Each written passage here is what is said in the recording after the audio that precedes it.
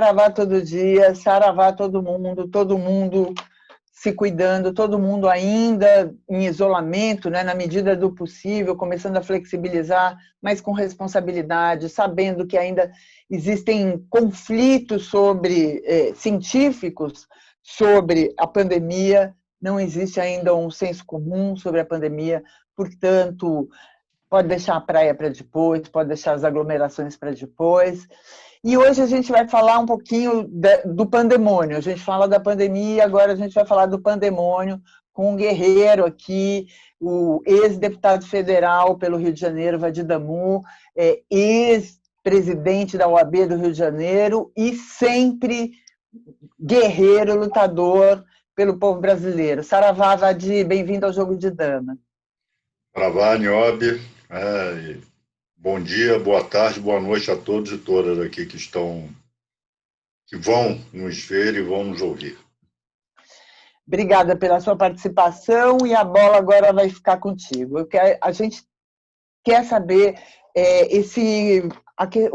a gente sabe que o direito ele veio, eu sou filha de advogado, né? Então o direito ele veio para equalizar as relações sociais, né? As relações de uma comunidade. É para isso que serve o direito. Ele pauta, ele equaliza, ele delimita, né, as relações dentro de uma sociedade.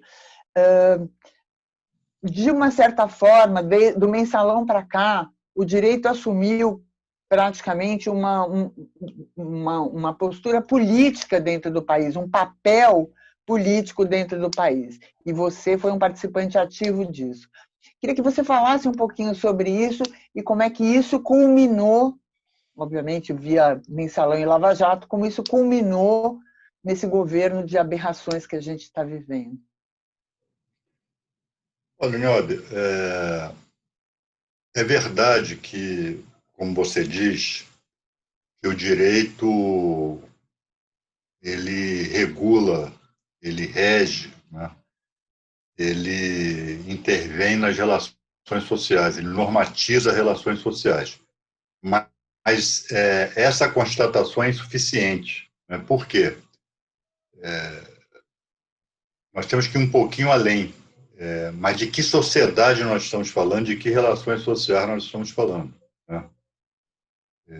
Porque simplesmente dizer que o direito ele regulamenta, normatiza relações sociais, dá uma impressão de que o direito sobrepaira, né? Ele é neutro, que ele é universal em relação a qualquer sociedade. Isso não é verdade. Né?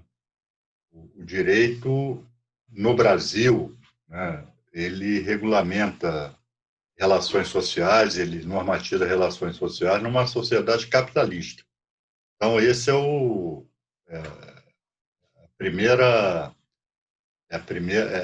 nós temos que ter isso presente, né? O direito ele não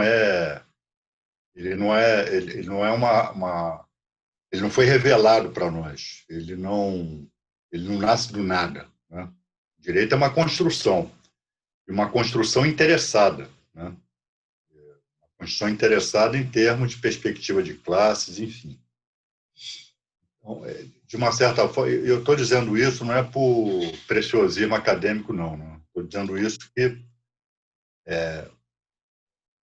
simplesmente, né, enxergar o direito como algo da neutralidade, como algo da superestrutura, né, que estabelece relações, normatiza relações de forma igual, não é bem assim. Não é bem assim que acontece na vida humana, não é bem assim que acontece nas relações sociais.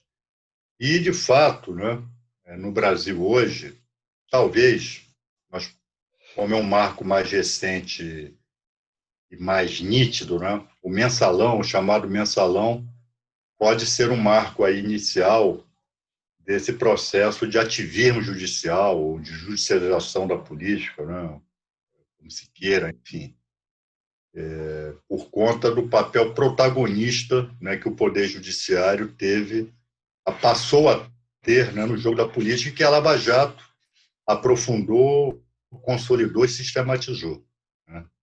Uhum.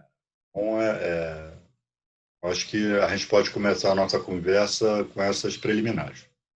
Uhum. É, bom, vamos aos fatos, né? A gente ainda vive sobre os efeitos, né? Tanto do mensalão quanto da Lava Jato, ao mesmo tempo que várias sentenças estão sendo revistas, a maioria dos casos foram inocentados, enfim, houve uma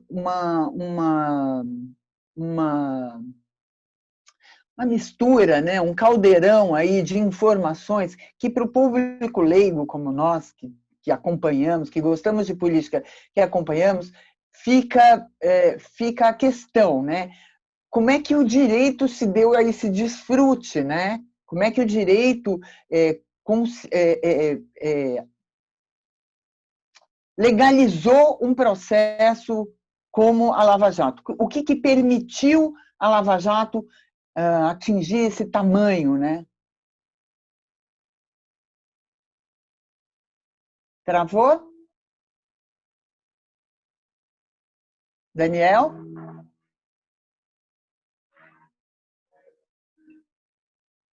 Eu perdi vocês.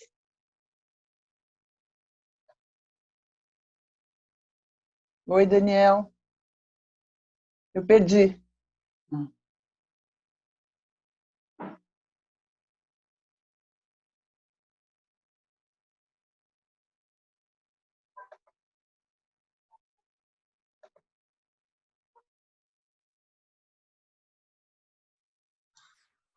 O Lavadi está nos escutando?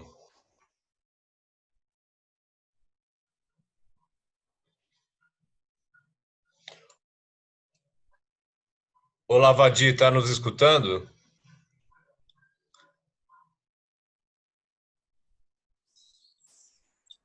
O Lavadi está nos escutando?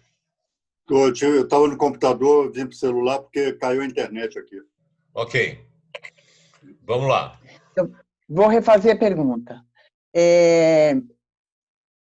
Vadir, como é que o direito, né, com todo o seu armamentício legal, permitiu que a Lava Jato atingisse o tamanho que ela atingiu, que ela chegasse onde ela chegou? Estou dizendo permitiu não por conta de leviandade, mas como é que são essas ferramentas jurídicas que permitem esse tipo de interferência na judicialização das coisas? Olha, Nobre, então, com base naquilo que eu enfatizei no início da nossa conversa, o direito ele é um instrumento. Ele é um instrumento também na luta de classes. Ele pode ser instrumentalizado para lá e pode ser instrumentalizado para cá. O que a Lava Jato fez? Ela instrumentalizou o direito, utilizou o direito, né, como arma de guerra, né? Ou seja, tudo aquilo que está escrito, que está disposto na Constituição, nos códigos, no Código Penal, no Código de Processo Penal, foi rearrumado, né, por conta de uma estratégia, né, de uma tática estabelecida pela chamada Operação Lava Jato, né? Então, aquilo que estava assentado, né, assentado como na jurisprudência dos tribunais, o entendimento que se tinha, a interpretação consensual que se tinha em relação a determinados dispositivos, determinados princípios, foram subvertidos pela Lava Jato, né? A Lava Jato simplesmente passou por cima da Constituição, passou por cima do direito, passou por cima dos códigos, né? Então, isso mostra, né, que o direito ele pode servir, ele pode instrumentalizar diversos intentos, diversas estratégias, né? E qual era a estratégia? O que a Lava Jato mirava?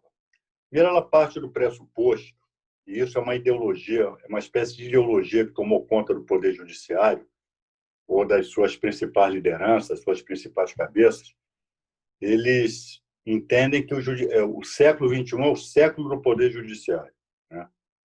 Que o judiciário dos três poderes é aquele, exatamente pelo fato de não ser eleito pelo povo, ele não está corrompido. Então, já parte do pressuposto de que a escolha popular ela é errada, né? Porque o povo não dispõe de informação suficiente, não dispõe de instrução suficiente. Esse tipo de visão, isso é antigo, né? Isso é das elites, é das classes dominantes desde sempre.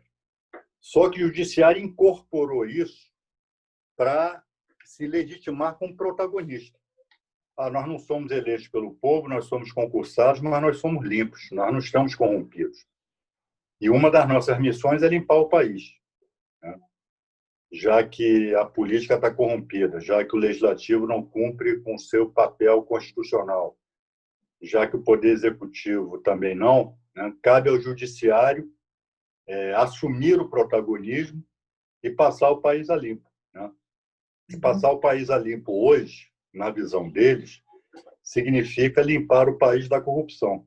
Como no passado já foi limpar o país da subversão, limpar o país do terrorismo, do chamado terrorismo, né? Agora é limpar o país da corrupção. E aí entra todo mundo, entra culpado, entra inocente. Esses detalhezinhos, eu estou chamando de detalhezinhos entre aspas, Sim, claro. o sujeito é culpado ou inocente, para eles isso é detalhe, né? O que importa é mostrar à população que agora o sistema de justiça funciona, agora a gente bota todo mundo na cadeia, inclusive os poderosos. E muita gente boa embarcou nessa canoa, né? Até gente de esquerda, nos primórdios da Lava Jato, né? Embarcou nessa canoa. Agora estamos botando poderosos na cadeia, né? E se você for dar uma olhadinha na cadeia, você vai ver que tem tudo ali, menos poderoso. Uhum. Você falou uma coisa que é uma tecla que eu bato direto, né? Que a política também comprou, né? Comprou essa alma, essa nova alma do judiciário, criando uma pauta política que seria a anticorrupção, né? Como se a anticorrupção fosse uma pauta política. Você promete que você vai acabar com o corrupto. Isso é uma pauta para as pessoas. A pessoa não precisa falar que ela vai construir nada, que ela vai dar dinheiro, ou que ela vai melhorar a educação. Ela fala que ela vai acabar com a corrupção. Isso virou uma pauta assim, eleitoreira muito forte. Como é que se desconstrói isso? Porque a gente é o que você falou, a gente sabe que tem muito mais corrupto fora do que dentro da cadeia, tem muito, né? A corrupção, na verdade, é um termo que é pregado em pessoas que interessa, né, ao poder manipular, né, a opinião pública em relação a certas pessoas, contra ou a favor. Enfim, a questão da corrupção, para mim, ou a anticorrupção, para mim, sempre soou muito estranho, né, como pauta política. Como é que a gente desconstrói isso dizendo que não, ninguém quer corrupção. É a mesma coisa que falar aborto. Eu estou a favor. Mas ninguém é a favor. Eu preciso fazer aborto. Ou seja, ninguém é a favor da corrupção, teoricamente, ninguém é a favor. Mas como é que a gente desconstrói isso na cabeça da população, Vadir? Olha, isso não é fácil, não. Isso é um trabalho que vai levar tempo, né?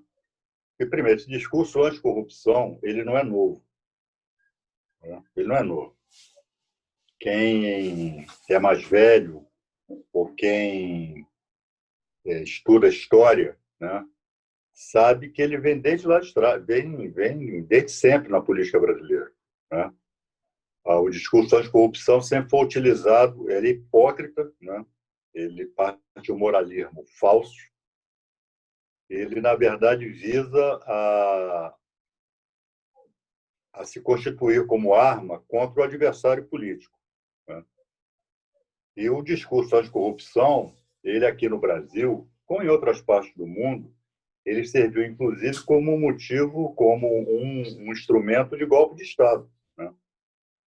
Getúlio Vargas, por exemplo, né? Ele, acuado no Palácio do Catete, se mata porque estava sendo acusado, né, afora a questão do assassinato lá do guarda-costas do Lacerda, né, Major Rubens Vaz.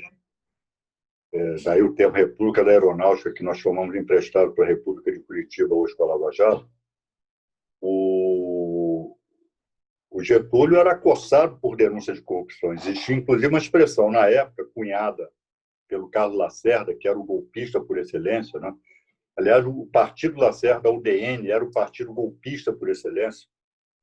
Era o partido moralista que tinha, no chamado combate à corrupção, a sua linha de atuação. Então, se cunhou a expressão: um mar de lama corre por baixo do Palácio do Catete. João Goulart foi deposto, Jango foi deposto com base no binômio corrupção-subversão, né? Querer transformar o Brasil numa república anarco-sindicalista. Nós nos lembramos da época do impeachment da Dilma, um dos motes também era corrupção, né? Então, esse discurso anticorrupção, ele é antigo aqui no Brasil, né, na política. Ele sempre foi utilizado. E isso, só que agora nós temos meios de comunicação mais aperfeiçoados, nós temos Rede Globo de televisão, nós temos redes sociais, né, nós temos internet, nós temos um aparato de comunicação esmagador, né, gigantesco, em que se construiu a ideia de que a corrupção basicamente é o único mal que o Brasil tem. Nós não temos problema de desigualdade social, nós não temos problema de fome, nós não temos problema de saneamento básico, nós não temos problema de habitação, não temos problema nenhum. O nosso único problema é a corrupção. Esse é o mal absoluto. E para combater esse mal absoluto vale tudo. Como na época da subversão, da chamada subversão, na época da ditadura, né? Quem se opunha à ditadura era taxado de terrorista, era taxado de subversivo, valia tudo. Valia matar, valia estuprar, valia desaparecer, valia torturar, valia tudo. Então, contra o corrupto, vale tudo, né? Só que é uma coisa mais sofisticada. Por exemplo, ninguém acusa o presidente Lula, né?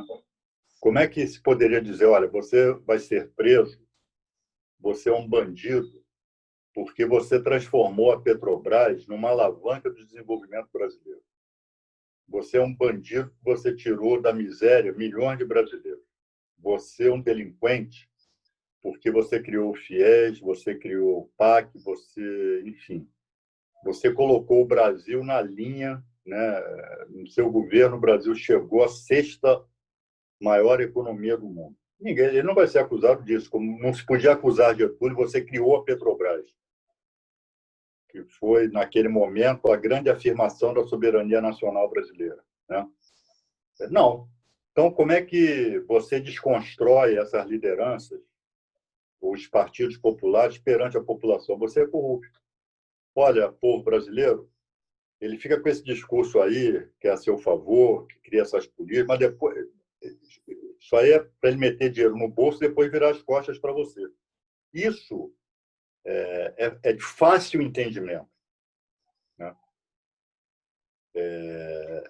E a partir daí, a partir dessa construção, você faz o que bem entende, né? Porque você já está legitimado. A Lava Jato estava legitimada, né, a fazer o que bem entendesse. Por quê? Porque é uma cruzada contra o grande mal, a cruzada contra o grande Satã, a corrupção. Vadir, na entrevista que o Lula deu ontem no canal DCM, ele fala uma frase que muito me agrada. Eu vou ler aqui. Não se preocupem em devolver meus direitos políticos. Não se preocupem em me eleger. Eu não preciso disso para fazer política. Nesse momento que as pessoas estão muito preocupadas em atacá-lo, mais uma vez, né, até com uma acusação esdrúxula que já foi desmontada, né, com vídeos, enfim, com provas concretas, esse fazer política, né, a gente está bastante conflitado com a questão do voto, né, da eleição. Parece que está todo mundo de olho na eleição. Essa fala do Lula reforça a necessidade do fazer política. Como é que como é que a gente divulga isso, como é que a gente faz isso, como é que a gente engaja, causa engajamento para essa questão, né? Uma vez que as pessoas estão em lutas por voto, enfim, os partidos mesmo, inclusive o PT em várias regiões, né? Fazendo acordos, enfim, por votos e deixando um pouco de lado o seu ideário, né? A sua essência. Só pegando aí na tua pergunta anterior, Niobe, então desconstruir isso da mente do povo brasileiro, boa parte da população brasileira, é um processo, né? Por exemplo, conversas como essa que a gente está tendo aqui, que vão ser divulgadas, vão ser vistas, né? Elas contribuem, né, para isso, né? Desde que somadas a outras, né? Porque o que nós temos que colocar, a nossa contranarrativa, é de que o Brasil tem problemas seríssimos de processo civilizatório, né? Aqui nós voltamos à linha da fome. Ontem, aqui em São Gonçalo, no Rio de Janeiro, já houve saque de supermercado, porque já está havendo desabastecimento. Nós estamos retrocedendo. Nós não temos mais direito do trabalho, nós não temos mais direito previdenciário, né? Os direitos estão sendo, todos eles, a privatização é ampla, geral e restrita, né? Então, não é a corrupção é um ilícito, como outro qualquer, que tem que ser enfrentado como qualquer outro ilícito, né? Então, não é com base nisso que nós vamos... E política, ele é sinônimo de democracia. Não há solução fora da política. O que esses iluminados, entre aspas, do judiciário, querem nos fazer convencer é que a política é algo sujo, né? Então, nós vamos substituir a política pelo discernimento dos juízes. Então, quando eu taxo... Então, eu quero saber, na verdade, em relação aos candidatos, por exemplo, os candidatos a prefeito, candidatos e candidatos. Quero saber deles qual é o programa que eles têm para as cidades, que solução eles apresentam para os graves problemas que as cidades oferecem, né? Mas não, o eleitor, a população é direcionada a saber se o sujeito é corrupto ou se não é corrupto. Tem uma investigação sobre ele. E mais, né? Esse processo de criminalização da política inverte aquele velho ditado, né, da presunção de inocência, que a acusação, que a prova a prova do cometimento do crime cabe à acusação. Hoje não, você tem presunção de culpa, né? Pô, a Globo chega, mostra às 6 horas da manhã a Polícia Federal invadindo a casa de alguém, levando documentos. Quando não prende, algemado, entra no camburão, já é condenação. O cara já está condenado, né? Então, ninguém quer saber o que ele pensa. Não, isso aí é bandido. Presumivelmente culpado, presumivelmente ladrão, presumivelmente corrupto, né? Se anos depois ele vier a ser absolvido, não pense você que o Jornal Nacional vai dar a mesma manchete. Talvez não dê nem nota de rodapé. Porque o que vende jornal, o que dá audiência na televisão é a condenação, é a acusação, né? Ninguém ouve a voz da defesa, né? E ninguém quer saber de inocência, né? Se o sujeito depois foi absolvido, anos depois, né? Então nós temos, no máximo, nos jornais, uma notinha de rodapé. É interessante isso que você está falando, que bate lá com as 10 medidas contra a corrupção, né? Do Dallagnol lá, que era isso, né? Acaba com a presunção de inocência, né? Acaba com, na verdade, destrói até conceitos básicos do direito. E isso também que você falou sobre a Globo não vai mostrar. Outro dia teve a notícia, né? Até que o Bonner teve que se retratar sobre a inocência do Lula. E ele falando sobre a inocência do Lula, e atrás, que tem a coisa também da imagem, né? Atrás, aquele famoso tubo onde jorra dinheiro. E falando que o cara tinha sido inocentado. Assim, né, tem essas sutilezas da comunicação, né, que acabam endossando a criminalização. É aquela velha história, né, que vem desde Goebbels, lá do nazismo, né? Uma imagem vale mais que 1000 palavras, né? Gente, Então, foi aquele incrível. duto saindo dinheiro vale mais. Ninguém está prestando atenção no que o Bonner está dizendo. Você está vendo aquela imagem ali de dinheiro saindo dos dutos, né, de petróleo. Uhum. É incrível, realmente. Agora, Vadi, falar um pouquinho desse governo. Eu estava hoje na Folha de São Paulo, esse programa vai ao ar mais para frente, que o STF está dando um benefício inédito ao Flávio, está ganhando força no Supremo para ele ganhar o foro Privilegiado. enfim, privilegiado. Privilegiado. São duas perguntas numa só. Uma, a questão do foro também é outra distorção que se vende, né? Como se foro, até pela palavra privilegiado, quando na verdade o foro surgiu para proteger de perseguições políticas. Então hoje existe até um movimento para que se acabe com o foro, tem que acabar com o foro, porque não existe entendimento para que serve o foro, pelo menos na origem dele, não nesse mau uso dele.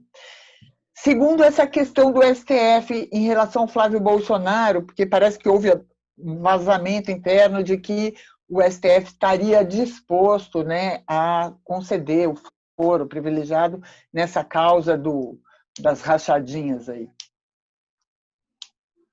Olha só, de fato, né, o termo foro privilegiado ele já é pejorativo.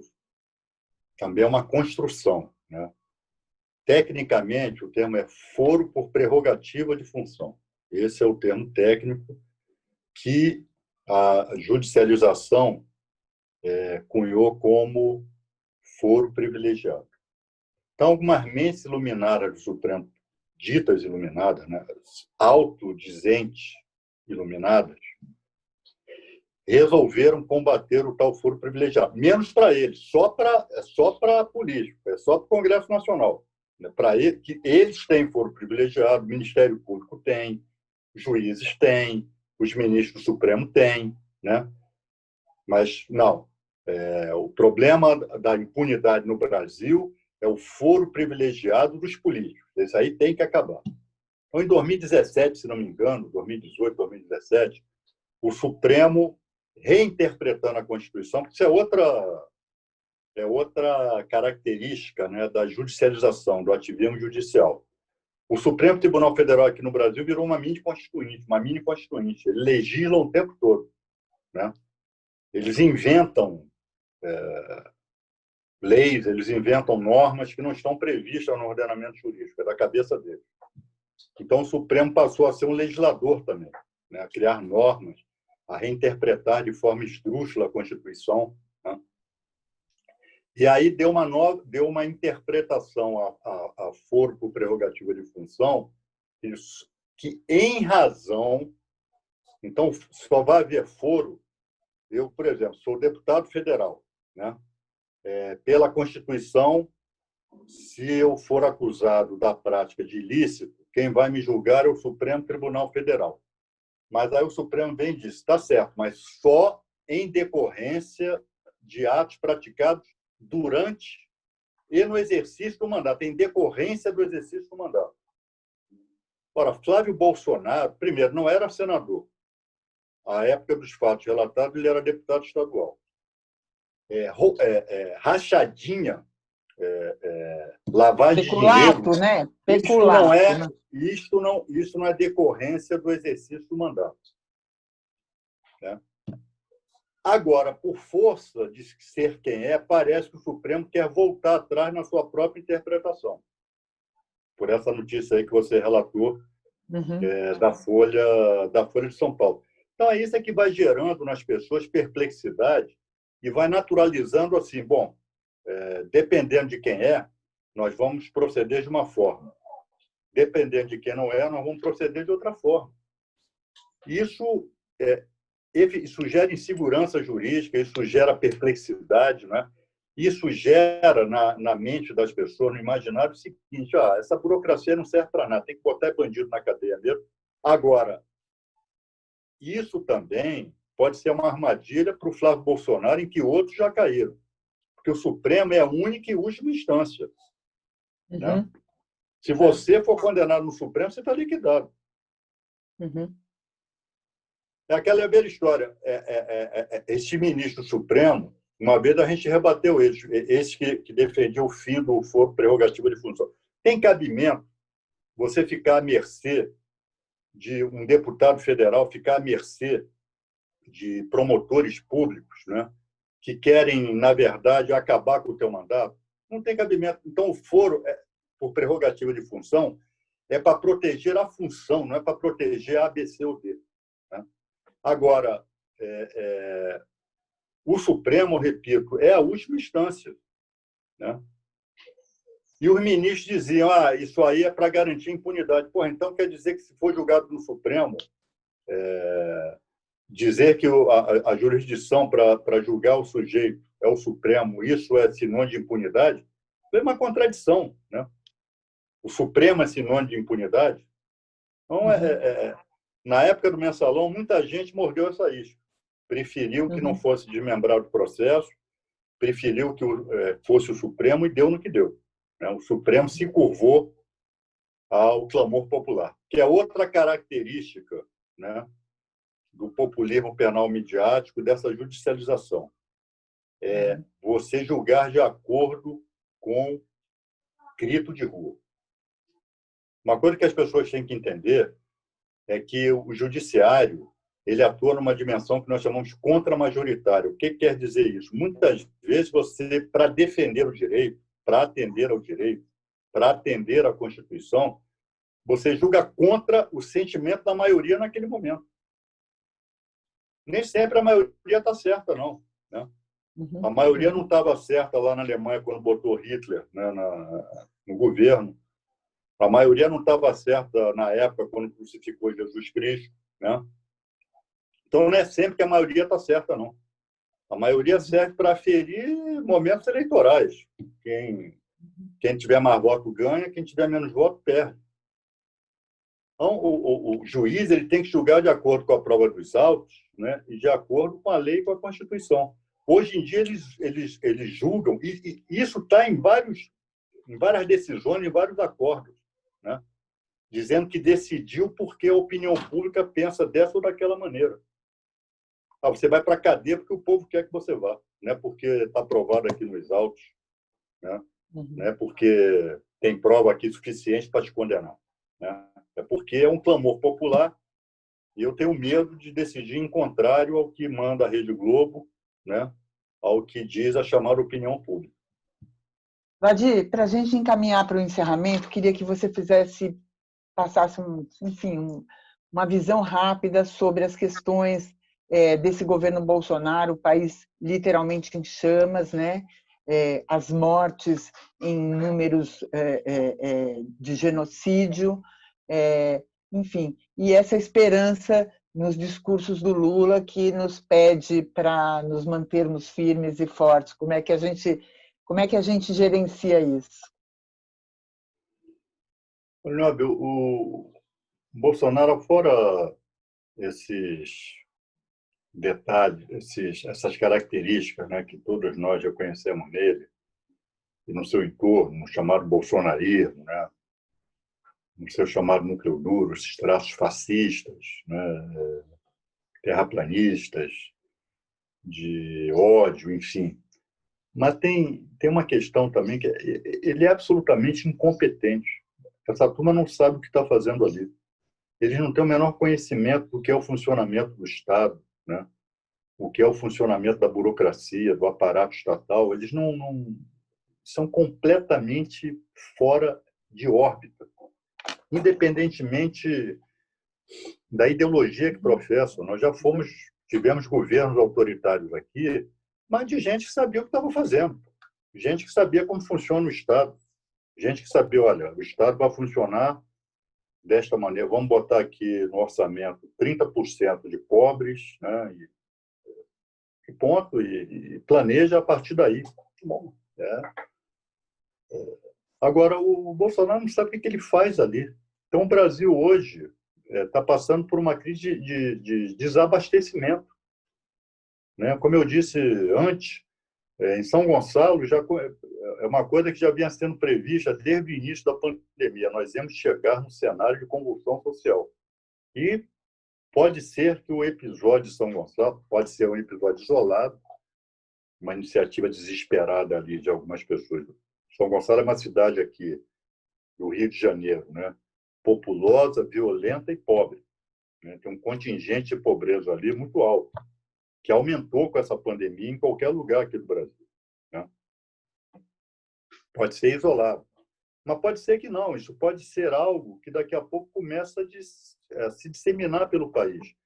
E por conta do quê? Por absoluta incompetência do governo, que não sabe o que é estoque, que não planeja. O real, com a desvalorização do real, né? O real está muito desvalorizado em relação ao dólar nos últimos meses.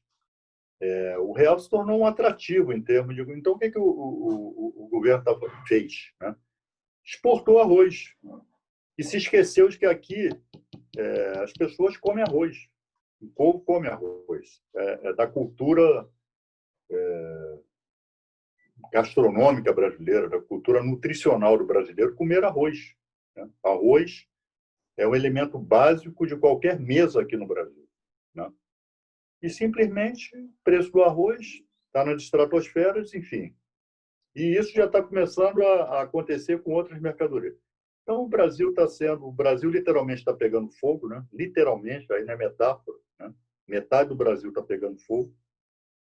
E é um governo que reage com cinismo, que reage com desdém, né? Assim como ele reagiu com a pandemia, dizendo que era uma gripezinha, se reage aos incêndios no Pantanal e na Amazonas como é mentira, isso é coisa de comunista, né?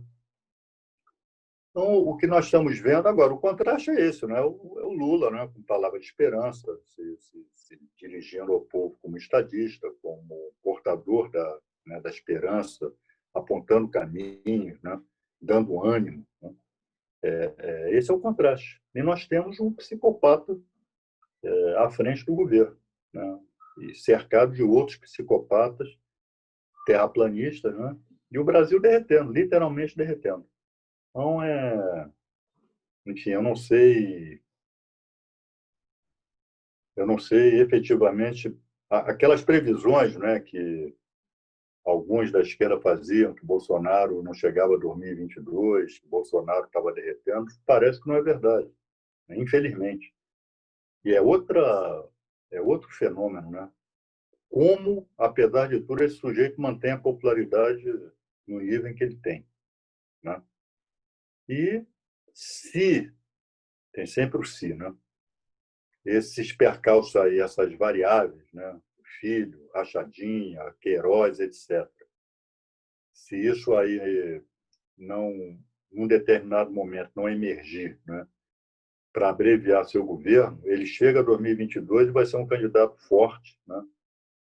Para a reeleição. É claro que, ao que parece, esse auxílio emergencial ele vai acabar, que também é uma mola que explica a popularidade dele, né?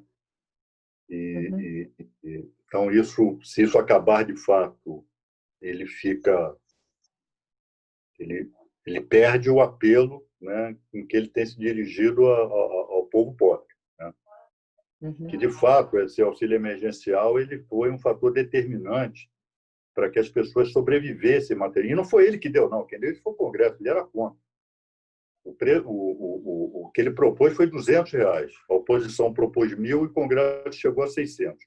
Mas é óbvio que quem capitaliza é quem entrega, não é ele que entrega, é o governo que entrega, não é o Congresso Nacional. Uhum. Chega na cara das pessoas, as pessoas veem que foi o governo, né? É a Caixa Econômica Federal, foi Bolsonaro, não foram os deputados e senadores. Agora, se isso acabar, é um fator também, né, diante da incompetência do governo dele, né, que já está desautorizando o ministro da Economia, o negócio aí do Renda Brasil, né, que ele disse que não vai ter Renda Brasil, vai manter o Bolsa Família, enfim. Né. Vamos ver as próximas semanas, vendo o que vai dar isso. Você se sente esperançoso? Não, esperança é algo que não se espera, esperança é algo que se constrói, do meu ponto de vista, né? Que a esperança ela pode traduzir um verbo equivocado, o verbo esperar, né? E acho que não tem não é esperar, né? É construir, é agir, né? Então, nesse sentido, eu tenho esperança. Uhum. Esperança de que o povo brasileiro, num dado momento, acorde, né? É claro que essa pandemia também ela contribui, né? Por mais que as pessoas estejam participando de uma flexibilização, exercer uma flexibilização irresponsável, né? Mas muita gente ainda deixa de ir para a rua, né? Sobretudo os movimentos populares, que são organizados, são comandados por pessoas esclarecidas, né? E elas sabem que o vírus está solto por aí. Então ninguém vai para a rua assim, de peito aberto, né? E não ir para a rua, para nós, para os movimentos sociais, para a esquerda, para os movimentos populares, é fatal não ter rua, não poder ir para a rua, né? A rua é o espaço natural dos povos de todo mundo, né? Mas a minha esperança é essa, que a própria realidade vá conscientizando o povo brasileiro no sentido de que ele toma seu destino nas próprias mãos ou essa turma vai acabar com o Brasil. Nesse sentido, eu tenho esperança, né? Esperança, para mim, não decorre do verbo esperar.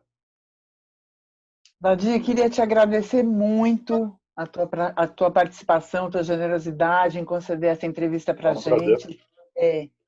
Convidar você, que as portas estão abertas quando você Obrigado. quiser, aqui disponível. Queria convidar a todos a divulgar, assinar, compartilhar o canal Jogo de Damas JDD. Lembrar que vários canais independentes são muito importantes para a democracia.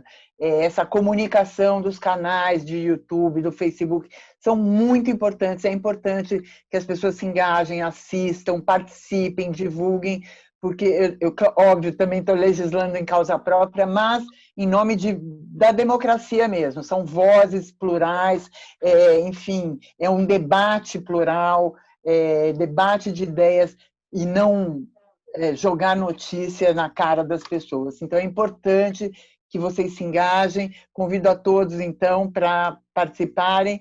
E se cuidem. Obrigada, Vadir, saravá, e até a próxima. Um abraço a todos, estou à tua disposição. Toda vez que o chamado for, me farei presente. Tá? Obrigado. Obrigada. Tchau. Meu cantar.